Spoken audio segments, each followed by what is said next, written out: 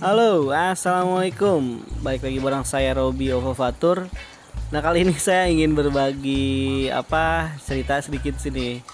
Ikan kolam saya dua ini, yang albinosa sama yang campuran itu diserang sama ribuan kodok nih.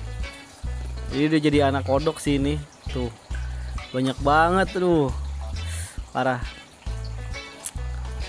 Nih ikan albinosanya ya. Jadi kita lanjut ke kolam pertama dulu. Oke, ini kolam pertama nih. Airnya udah hijau banget, tapi nggak masalah teman-teman. Cuma ini kan ada telur kodok di sini. Jadi yang bikin ikannya pada mati itu karena bau busuknya gitu teman-teman. Yang udah netes gitu sebenarnya kolamnya sih nggak masalah.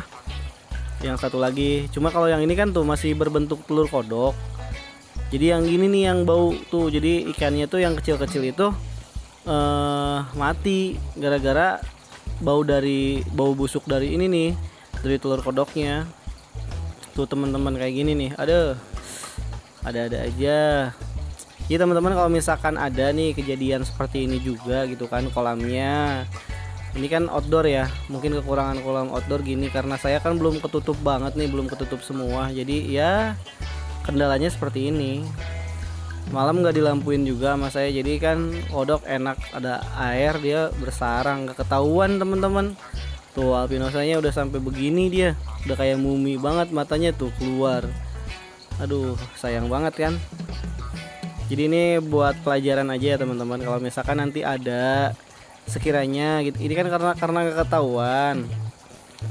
Jadi ketahuannya itu pas di kolam satu lagi kok banyak anak kodok gitu kan, berudu. Pas saya cek yang ini, dilihat kok ada yang mati gitu kan, dicek kenapa nih, ternyata emang ada telur kodok yang udah busuk. Jadi si airnya itu berbau busuk gitu teman-teman. Tuh lumayan banyak juga ini yang gak netes gini nih yang bau busuk. Jadi kalau misalkan teman-teman kolam ikannya gitu kan sampai ada telur kodok gini, nanti kalau bisa dikuras ya.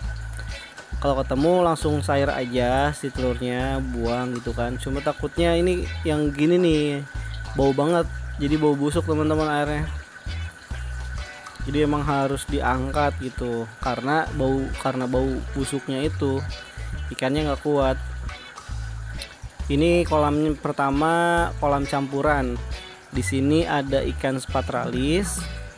Tadinya kan khusus spatralis, saya masukin albinosa ke sini 500 ekor buat pembesaran kan tadinya. Cuma diserang sama ini nih, hama kodok. Dia bertelur di sini, berbau. Jadi ya gini, kita harus kuras dulu.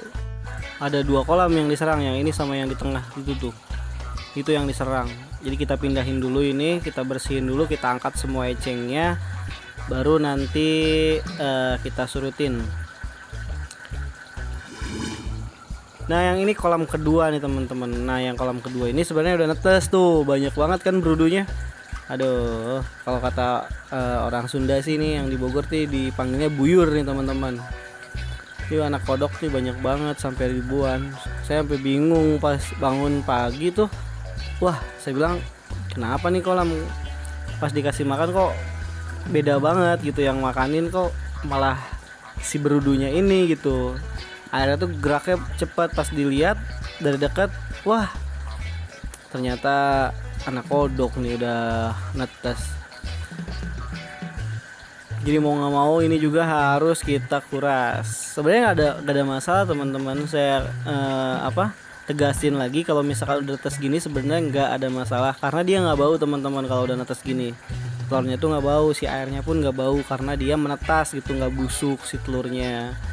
Cuma kalau misalkan didiemin aja, kalau misalkan ini nggak dikuras kan sama aja kita ngebesarin kodok gitu kan. Nanti jumlah ikan sama jumlah kodoknya lebih banyak kan kodok. Soalnya ini ribuan juga nih, banyak banget teman-teman. Terus dia makanin pakan juga gitu kan, boros juga. Jadi mau nggak mau kita juga harus kuras nih yang ini nih, yang kolam kedua. kita let's goin aja nih, kita bongkar. Yang pertama udah kita bongkar sih. Oke, ini proses pengambilan yang kolam pertama. Sengaja saya kebut biar nggak terlalu bosan. Jadi ini saya kuras yang tadi, yang pertama nih. Saya ambil ikannya, kita pisah-pisahin. Saya di sini banyak juga nih teman-teman. Yang ini yang bau nih, yang busuk nih. Telurnya ikut-ikutan, telur kodoknya. Jadi mau nggak mau kita emang harus dikuras dulu nih, harus dihabisin. Saya nggak bener teman-teman, udah bau. Jadi teman-teman kalau misalkan, sekali lagi saya tegasin, kalau misalkan ada kolam terus ada kodoknya gitu kan, ada telur kodok, kalau misalkan dia nggak menetas, mau nggak mau kita harus kuras karena nanti bisa jadi busuk dan bau gitu kan. Kalaupun menetas, terserah teman-teman. Intinya mau diambil secara manual atau misalkan mau dikuras, ya silahkan. Sebenarnya nggak ada masalah sih teman-teman. Kalau misalkan nggak dikuras, yang udah netes tuh nggak ada masalah. Cuma ya gitu kan. Kalau misalkan kita nggak kuras, takutnya nggak keambil semua, tetap aja nanti jadinya kodok gitu kan. Jadi mau nggak mau kita kuras semua. Ini proses pembedahan ya. Kolam pertama ini campur, ada ralis, ada irianterina, ada albinosa, ada juga ini pensil. Cuma beberapa doang sih, itu sisa-sisa yang kemarin nggak keangkat.